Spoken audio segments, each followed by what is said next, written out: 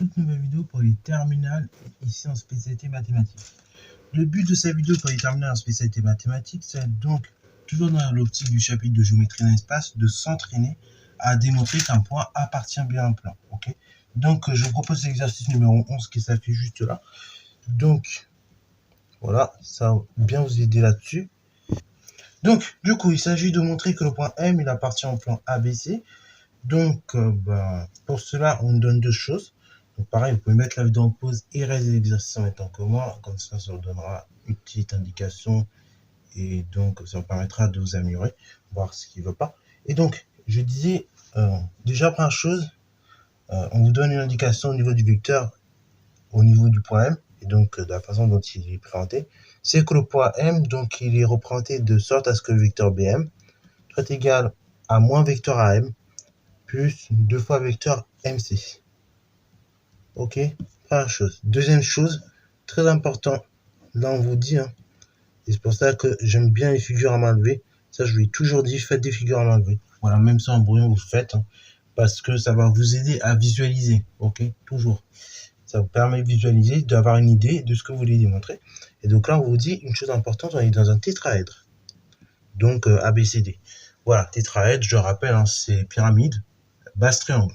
Donc, ici, vous avez 4 sommets. Et donc 4 faces. Voilà, donc ici, on demande de démontrer que le point M, il appartient à ce plan-là, donc le plan ABC. Pour ce faire, donc, en général, ce qu'on fait, on décompose, ok? On va décomposer nos vecteurs. On va décomposer donc le vecteur BM, que vous voyez là. Donc, en général, pour y arriver, comme je disais, on va décomposer notre vecteur BM, donc avec le point qui serait quelque part par là, a priori, dans le plan en tout cas, en deux vecteurs de la base, ok? Donc, en citant des vecteurs de la base, donc ici, on prendrait BC, par là, et on prendrait le vecteur BA, par là. Ok, c'est en ces deux vecteurs-là qu'on va décomposer le vecteur BM. Ok, voilà, donc ça, c'est l'objectif que nous devons avoir en tête. Maintenant, pour y arriver, il va falloir avoir des étapes. Alors, du coup, déjà, vecteur BM, je l'écris autrement. Et donc là, on va appliquer la relation de Chasles un peu à l'envers. C'est-à-dire qu'habituellement, la relation de Chasles, vous l'appliquez pour simplifier une expression. Bon, là, on va l'appliquer dans l'autre sens. C'est-à-dire qu'on va un petit peu développer l'expression. Je m'explique. Là, vecteur moins AM, donc je vais l'écrire via la relation de Chasles. Et donc, via la relation de Chasles, on trouve que le vecteur AM, c'est vecteur AB. Ok, on peut dire c'est vecteur AB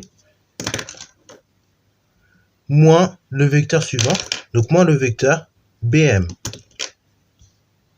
Pareil, si ici je regroupe, donc j'aurai bien vecteur A moins AM. Ok, bravo. Ensuite, pour le vecteur 2MC, ça va être le même boulot. Donc là, ici, ce que je vais faire apparaître des B. Et donc, je peux dire que c'est 2 fois le vecteur MB plus 2 fois le vecteur BM. Ça, pareil, c'est dû à la relation de Chasles.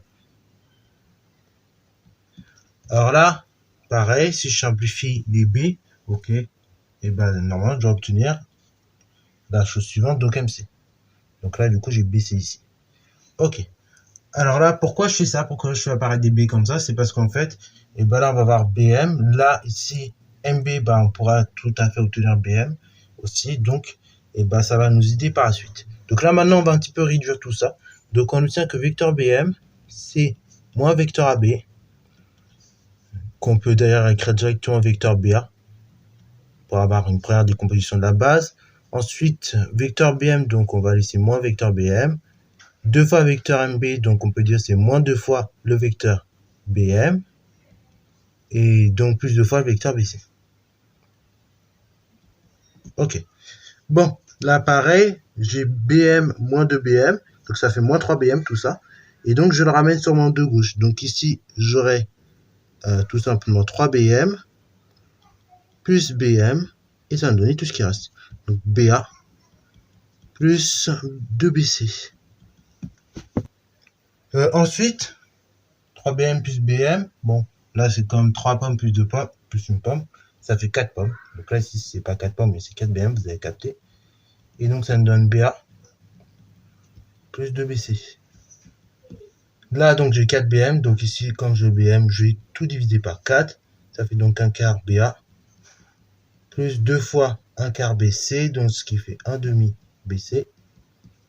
Et donc là, voilà la décomposition de mon vecteur BM en deux vecteurs de la base. Donc ici, j'avais dit BA et BC. Donc c'est nickel, on a BA et BC dans la décomposition. Donc ça veut dire que le point M, pardon, il appartient bien au plan ABC. Ok. Et ça veut aussi dire que le vecteur BM, il est coplanaire. Ok. Il est coplanaire suivant les vecteurs BA et BC. Ok. Voilà, c'est ce qu'on peut dire. Donc les vecteurs BA et BC, les vecteurs BA, BC et BM sont coplanaires. Ok. Bravo. Donc c'est tout pour cette vidéo. J'espère que ça t'a plu.